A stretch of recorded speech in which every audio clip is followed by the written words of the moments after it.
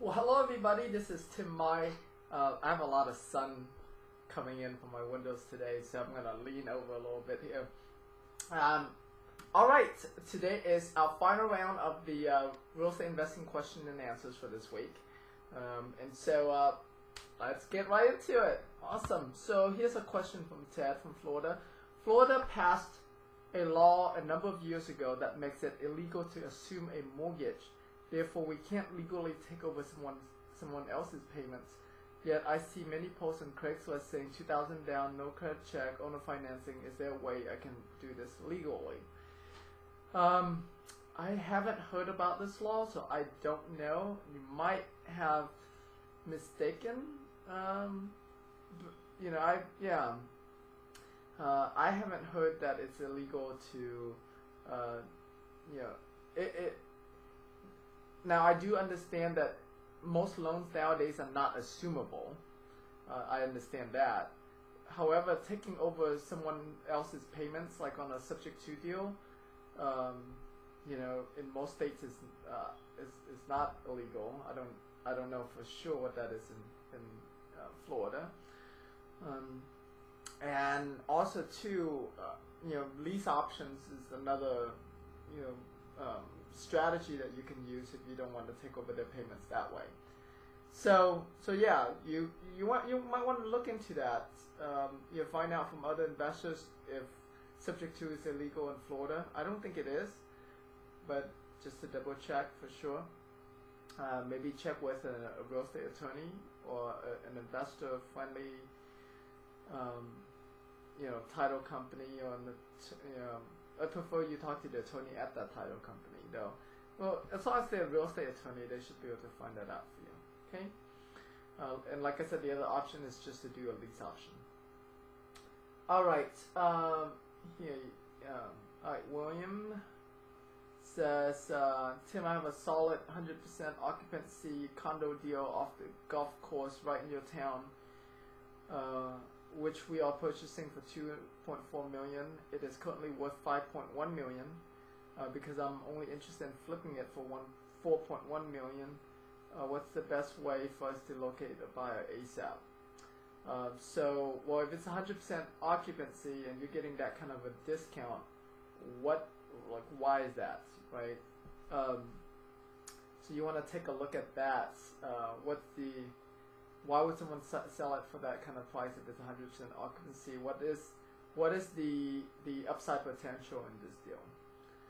As far as to answer your question, what's the best way for us to locate buyers?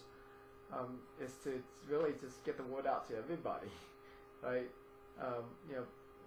Like contacting all your, I would contact all of my potential buyers, all of my friends, and if it's a really good. If it's really a good deal for people, it should go pretty fast. So you definitely can, contact us through our email, support@dudeals.com, and I'll see what we can do there. Okay. All right. Here's another question from Ted. How does someone move from doing just a few deals to doing multiple deals per month? How do you get deals from banks? Oh, okay, let me answer one question at a time. So, how do you move from doing just a few deals to doing multiple deals a month? It's called marketing. And so, on average, so for example, here in Houston, on average, it costs us about $1,500 to get a deal done. There are plenty of deals where it doesn't cost us any money to get a deal. There are deals that cost us $2,000-$3,000 in marketing to get a deal. So I'm just gonna say on average, it takes $1,500. Okay. So once you have that number, and let's say you want to do, say, 5 deals a month, that means 5 times 1,500 would be $7,500 in marketing that I need to spend each month to do that. Now, our average wholesale deal here in Houston makes us $8,700. So to spend $1,500 to make $8,700 makes perfect sense for us. That's how you would scale any business, is just ramp up your marketing. Okay, 2, how do you get deals from banks? Well, getting it from the MLS is one way to get deals from banks. Contacting all the REO listing agents to build relationship with them and get deals from them is another way, right? And yeah, so those are the two ways. I mean, you certainly can also contact, like if you see a vacant house with a lockbox code on it, a lot of times that's foreclosures, and so you can find out which bank owns it and call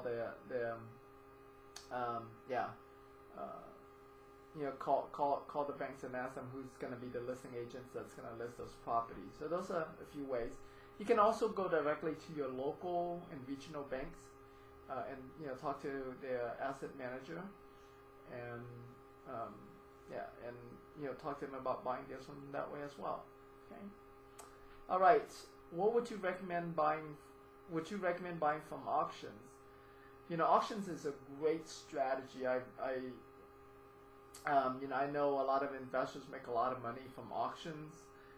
So if you have the capital to do it at auctions, then go for it. Or if you have investors that back you up, that basically lend you the money to be able to do it, then yes, do it. It's a great strategy. It's not the most newbie friendly strategy though. Okay, because you are competing with very seasoned investors to do that. Okay, how many offers do you submit to the MLS? For us, we don't submit any offers to the MLS. We don't buy properties from the MLS simply because there's way too many competition out there. A lot of MLS buyers are willing to pay more for the property than we do, so we don't make offers to the MLS. We market directly to the homeowners. Now, there's an exception to that, and the exception is bidding on HUD homes. So we do bid on HUD homes, not through the MLS, through HUD's website, HUDhomestore.com, but we do bid on a lot of, as many as we can on HUD homes. And will you ever be doing a question and answer form again? I don't know, but I don't see it as something anytime soon. So thanks for playing with me there, Ted, all these the last, I guess, few days. Here's a question from Troy from California. Hi Tim, is it suggested to use filed a memorandum for my contract for wholesale deals? Thanks, Troy. Yes, it is suggested to use. I use it all the time, and so it is suggested to use that. Correct. Okay, Alan asks, hi Tim, how do you use virtual assistants in your business? Do you use VAs to screen seller calls to sort for motivation? Anything else helpful with VAs that you can share, like data sorting, back office type work? The answer is yes, we do use VAs in our business.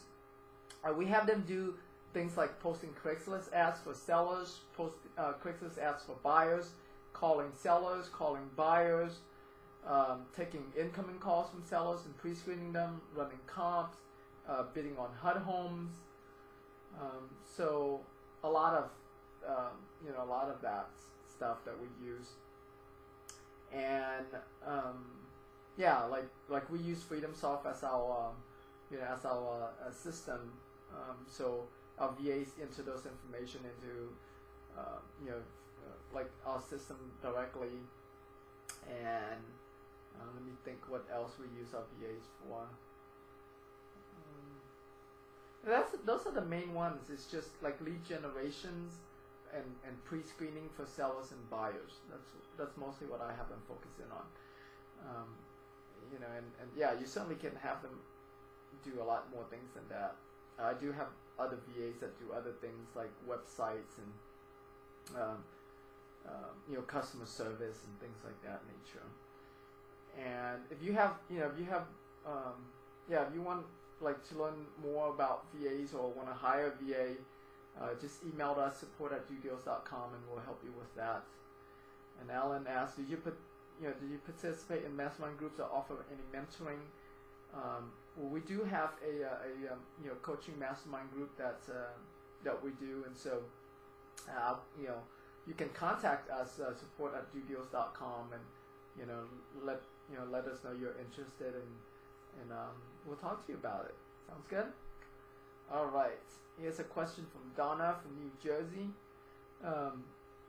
Could you kindly tell me step by step how to buy a deal out of state or out of my area?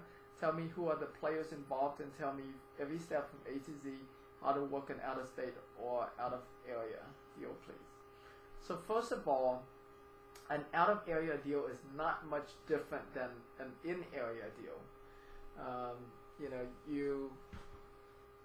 The process is pretty much very similar, right? Where you have a seller and you have a buyer, and you get a property under, I'm assuming you're wholesaling. You get a property under contract with the seller, and then you find a buyer and you get a property under contract with the buyer. So the difference is that you're going to have an assistance that's in the area. That could be a realtor, that could be a contractor, like someone on the ground that can go look at the property for you, that can take some pictures for you if needed, and that can show the buyer the house if needed. Okay, so I recommend that you have either a realtor, a bird dog, another investor, that you work with. You can also post ads on Craigslist and hire someone to do that for you as well. And that's pretty much it. As far as the process, once the seller agrees to it, you're going to have the seller. You're going to email the seller your contract. The seller signs it, get it back to you. You submit that over to the title company. Same thing with the buyer. When you have a buyer, the buyer signs signs the contract. You email it to them. They sign it, get it back to you. Submit that to the title company. So the process is, very similar. Okay, and your marketing is the same. Whether you're going to use direct mail or you're going to use internet marketing, or you have bird dogs that are in the area driving for dollars. Does that answer your question? I hope it does. All right. With that, thank you everybody for playing and asking your questions. I really enjoy making a difference for you in the last few days, and and answering all these questions. I don't know. I mean, I'm sure I'll do this again. I just don't know, when, if it's gonna happen anytime soon. But I'm just crazy that way. Sometimes I just decided to do something and I do it. So, all right. With that, thank you so much, and I see you next time. All right. Bye. You have a good one.